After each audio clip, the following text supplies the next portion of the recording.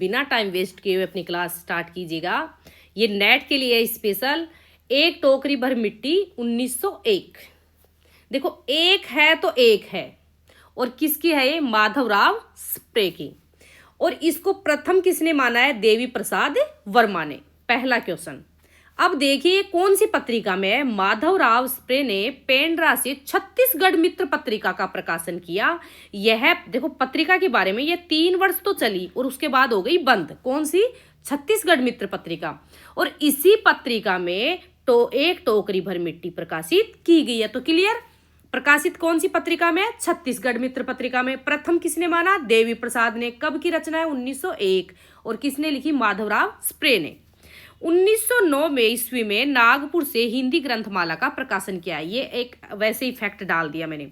जो ये आपकी कहानी है ना, ओनली 600 शब्दों की कहानी है।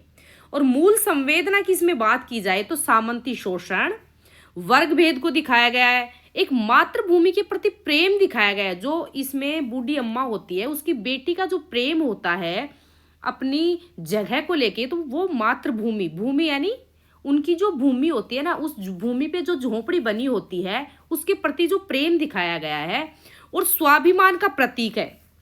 इसमें असहाय विधवा के स्वाभिमान की संवेदना के क्षण की मर्मस्पर्शी अभिव्यक्ति को दर्शाया गया है। अब इस कहानी को गोपाल राय के अनुसार देखना, इसके स्टेटमेंट क्या है कि संवेदना के क्षण की अभिव्यक्ति की दृष्टि से हिंदी की पहली कहानी के रूप में मान्यता देते हुए इसकी भाषा को ठेठ हिंदी की भाषा बतलाया गया है। तो ये किसने कहा है? गोपाल राय ने। Very important. यह कहानी अपनी संरचना में ओ हेनरी भोपासा आदि की तुलना में चेखव के अधिक निकट है। अब देखिएगा, मान लो आपसे पूछ ले कि माधवराव स्प्रे भाई इसने लिखा है, तो इस राइटर के बारे में भी थोड़ी सी जानकारी दे देती हूँ। 1871 में पथरिया ग्राम दमोह में एमपी में पड़ता है ये। वहां इनका जन्म हुआ। कब है? 1871। याद कर लीजिएगा। अब इसकी अन्य रचनाएं हैं, इनको अगर याद कर सको तो कर लेना, लेकिन एक बार देख लेना। स्वदेशी आंदोलन और बायकॉट, यूरोप के इतिहास से सीखने योग्य बातें, हमारे ह्रास के कुछ कारणों पर विचार, हिंदी ग्रंथमाला, माधवराव स्प्रे की कहानियां, माधवराव स्प्रे प्रतिनिधि और संकलन। तो यहां तक आपको क्लियर हो गया? वो थे फैक्ट। अब होती है कहानी स्टार्ट। अब मैं जहां जहां पर इंपॉर्टेंट लगाऊं उसको आप याद करते जाना, बाकी को बाई चांस आप स्किप कर सकते हो, लेकिन जहां पे मोस्ट लगाऊं वहां पे आप अच्छी तरह से याद करना। किसी श्रीमान जमींदार के महल के पास एक गरीब अनाथ विधवा की झोंपड़ी थी। जमींदार साहब को अपने महल का हाथा उस झोंपड़ी तक बढ़ाने की इच्छा हुई। विधवा से बहुतेरा कहा कि अपनी झोंपड़ी हटा ले, पर वह वहां कई जमाने से बसी थी। उसका प्रिय पति, देखो प्रिय पति और इकलौता पुत्र उसी झोंपड़ी में मर गया। तो इकलौता पुत्र था और उसका पति भी, दोनों मर गए। पतोहू भी एक 5 बरस की कन्या को छोड़कर चल बसी। अब उसकी जो कन्या है वो कितने ईयर्स की है? 5। ये याद करने की चीज है, 5 बरस की। अब यही उसकी पोती इस वृद्ध काल में एकमात्र सहारा है। उसे अपनी पूर्व स्थिति की याद आ जाती है। अब देखो यहां पर एक तो यहां क्वेश्चन बनता है कि 5 वर्ष। दूसरा क्वेश्चन यहाँ पे पूर्व स्थिति को भी दिखाया गया है, तो फ्लैशबैक में ये कहानी चली है यहाँ पे। अब आगे देखिए। और फिर वो क्या करती है? रोने लग जाती है अपने पिछले दिनों को याद करके। और जब से अब उसने अपने श्रीमान पड़ोसी की इच्छा का हाल सुना, तब से वह मृत प्राय हो गई। उस झोंपड़ी में उसका मन लगा रहता था। बिना मरे वहां से वह निकलना नहीं चाहती थी। श्रीमान के सब प्रयत्न निष्फल हुए।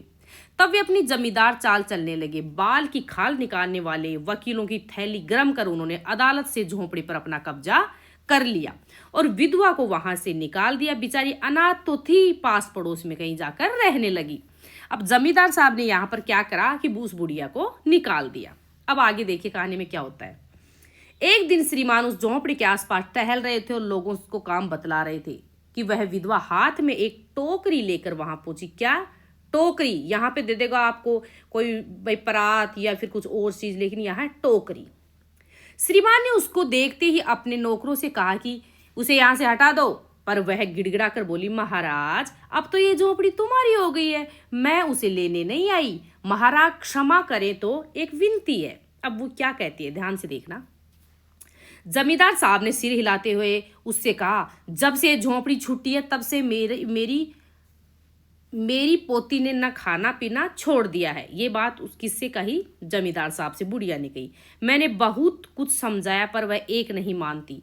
यह कहा करती है कि अपने घर चल, वहीं रोटी खाऊंगी। अब मैंने सोचा कि इस झोंपड़ी में एक टोकरी भर मिट्टी लेकर उसी का चूल्हा बनाकर रोटी पकाऊंगी। इससे भरोसा है कि वह रोटी खाने लगेगी। महाराज कृपा करके आज्ञा दीजिए तो एक टोकरी मिट्टी में ले आऊं। श्रीमान ने आज्ञा दे दी। यहां पर उसने कहा कि ठीक है, तू एक टोकरी भर मिट्टी ले जा। विधवा झोंपड़ी के अंदर भीतर गई। वहां जाते उसे पुरानी बातों का स्मरण हुआ। देखो यहां भी फ्लैशबैक चला है। उसकी आंखों से आंसू की धारा बहने लगी। अपने आंतरिक दुख को किसी तरह संभाल कर उसने अपनी टोकरी भर मिट्टी से भर ली और हाथ से उठाकर बाहर ले आई। फिर हाथ जोड़कर श्रीमान से प्रार्थना करने लगी। यहां से देखना ध्यान से। महाराज कृपा करके उस टोकरी को जरा हाथ लगाइए जिससे कि मैं अपने सर पर धर लूं। जमींदार साहब पहले तो बहुत नाराज हुए। देखो यहाँ पे क्या करते हैं, वो पहली बार नाराज होते हैं, पर जब वह बार बार हाथ जोड़ने लगी और पैरों पर गिरकर कहने लगी तो मन में कुछ दया आ गई। फिर उसके बाद में उसको दया आ गई। किसी नौकर से न कहकर आप ही स्वयं टोकरी उठाने आगे बढ़े। जो ही टोकरी को हाथ लगाकर ऊपर उठाने लगे त्यों ही देखा कि यह काम उसकी शक्ति से बाहर है। फिर तो उन्होंने अपनी सब ताकत लगाकर टोकरी को उठाना चाहा, पर जिस स्थान पर टोकरी रखी थी वहां से वह एक हाथ भी ऊंची न हुई। यहां इंपॉर्टेंट देखो, एक हाथ भी ऊंची न हुई। अब दे देगा कि वो थोड़ी सी उठा पाई, थोड़ी सी नहीं उठा पाई, नहीं, वो एक हाथ भी ऊंची न हुई।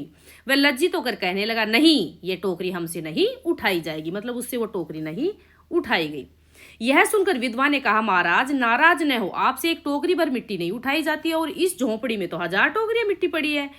उसका भार आप जन्म भर क्यों कर उठा सकेंगे? आप इस बात पर विचार कीजिए। जमींदार साहब धन मद से गर्वित होकर अपना कर्तव्य भूल गए थे। देखो ध्यान दीजिए, वो अपना कर्तव्य किससे? धन मद से गर्वित होकर, मतलब घमंड के बारे, क्योंकि उसके पास धन और मद ज्यादा था। विधवा के उपयुक्त वचन सुनते ही उसकी आंखों खुल गई। कृत कर्म का पश्चाताप कर उन्होंने विधवा से क्षमा मांगी और उसकी झोंपड़ी यहाँ पर वापस दे दी। तो यहाँ पे आपको क्लियर हो गया कहानी, ध्यान रखिए। ओके, धन्यवाद।